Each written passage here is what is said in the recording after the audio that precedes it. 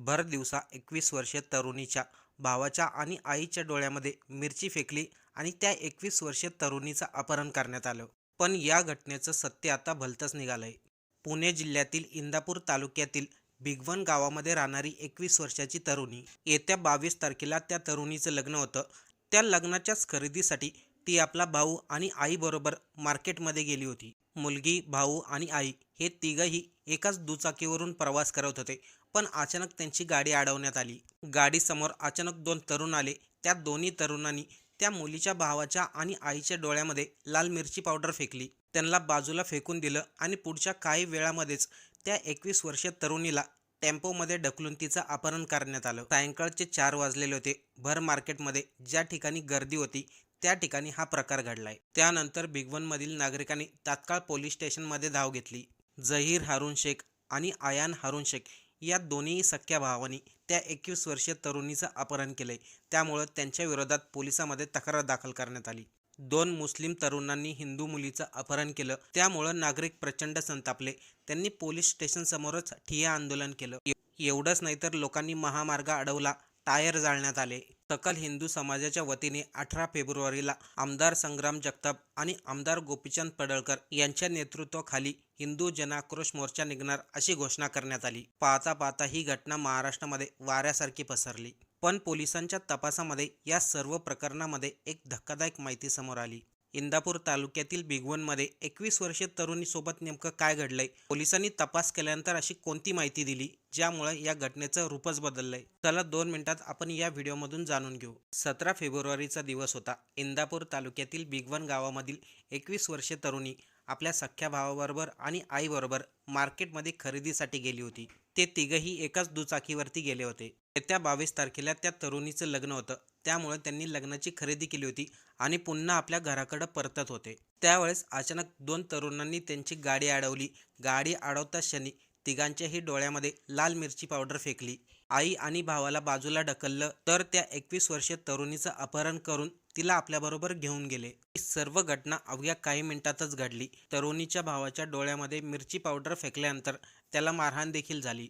त्याच तरुणीच्या भावाने माध्यमांशी बोलताना सांगितलं, चांदीची अंगठी, सोन्याची नथ आमच्याकडे होती, ती चोरीला गेली. माझ्या गळ्यामधील सोन्याची चेन सुद्धा त्या दोन तरुणांनी काढून घेतली. आम्ही गाडीवरून येत होतो तेव्हा झहीर आणि आयान नावाचे दोन तरुण आमची वाट बघत बसले होते. त्यांच्याकडे एक छोटा हत्ती आणि एक बाईक सुद्धा होती. त्यांनी आमच्या तिघांच्याही डोळ्यामध्ये चटणी टाकली.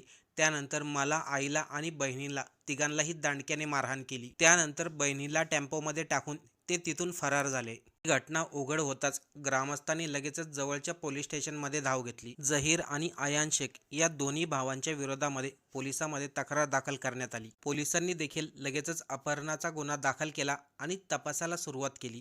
पण भिगवण गावामधील नागरिक मात्र संतापले होते.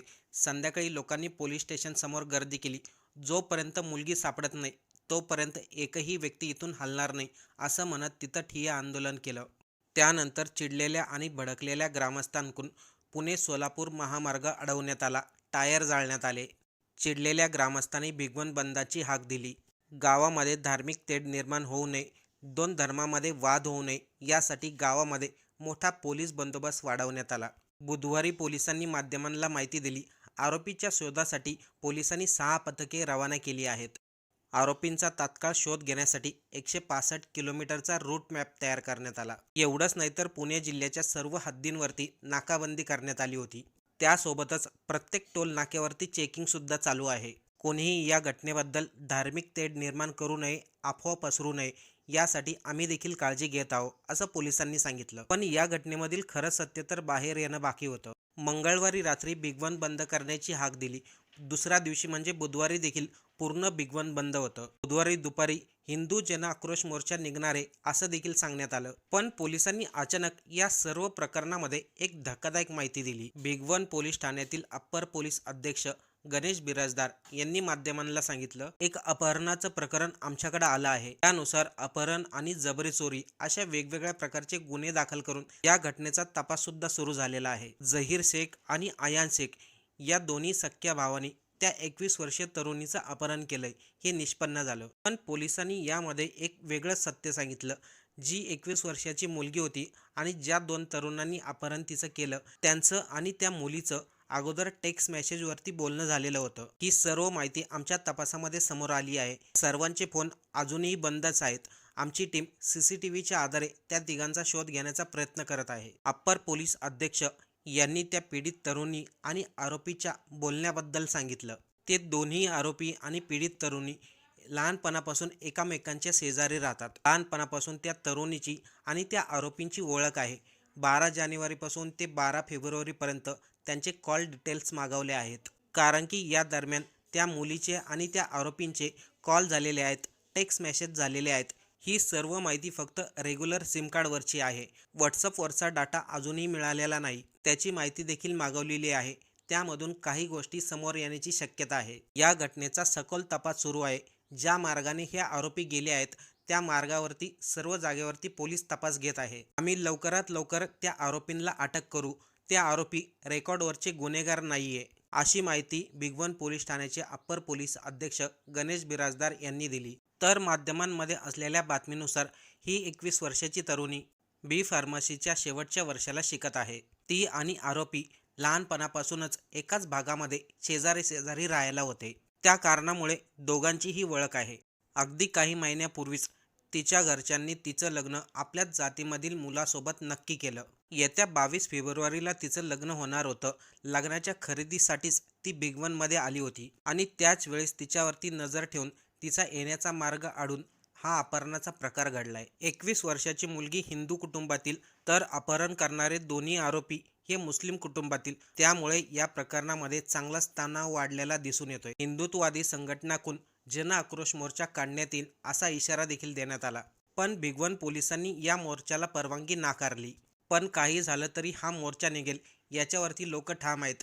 या मोर्चामध्ये आमदार संग्राम जगताप, आमदार गोपीचंद पडळकर हे सहभागी होतील असं सांगण्यात येत आहे. त्यामुळे कुठेही जाती धर्मामध्ये तेढ निर्माण होऊ नये, तणावाची परिस्थिती निर्माण होऊ नये म्हणून जास्त पोलीस बंदोबस्त वाढवण्यात आलाय. त्यामध्ये पोलिसांनी एक धक्कादायक माहिती सांगितली. ते म्हणजे फोन आणि टेक्स्ट मेसेजमधून पीडित तरुणी आणि ते दोन्ही आरोपी एकमेकांबरोबर बोलत होते. त्यासोबतच त्या मुलीची आणि त्या दोन तरुणांची अगोदरपासूनच ओळख असण्याचा दावा देखील केला. पण मुलीच्या काकांनी स्पष्टपणे नकार दिला. मुलगी इथे शिकायला नव्हती, ती तिच्या मामाकडे गावी शिकायला होती. खास करून इकडे लग्नासाठी आली होती. खरेदी करण्यासाठी गेल्यानंतर तिचं अपहरण करण्यात आलंय. पीडित तरुणी आणि आरोपी हे दोघंही शेजारी राहत होते हे खरंय, पण ती शिक्षणासाठी इथे नव्हतीच, तर त्यांची ओळख कसं काय असणार? पोलीस आम्हाला पाहिजे तशी माहिती देत नाही, आम्हाला सहकार्य करत नाही. लवकरात लवकर आमच्या मुलीला आमच्या हवाले करून द्यावं, अशी माहिती त्या मुलीच्या काकांनी माध्यमांवरती दिली. एकीकडे पोलीस सांगतायत त्या तरुणीचं आणि त्या आरोपींचं अगोदर फोनवरती बोलणं झालेलं आहे, टेक्स्ट मेसेज देखील झालेले आहेत. दुसरीकडे त्या तरुणीचे काका म्हणतात त्या तरुणीची आणि त्या मुलांची कोणतीही ओळख नव्हती. आता या घटनेमध्ये नेमकं सत्य काय याचा संपूर्ण तपास झाल्यानंतर स्पष्ट होईल.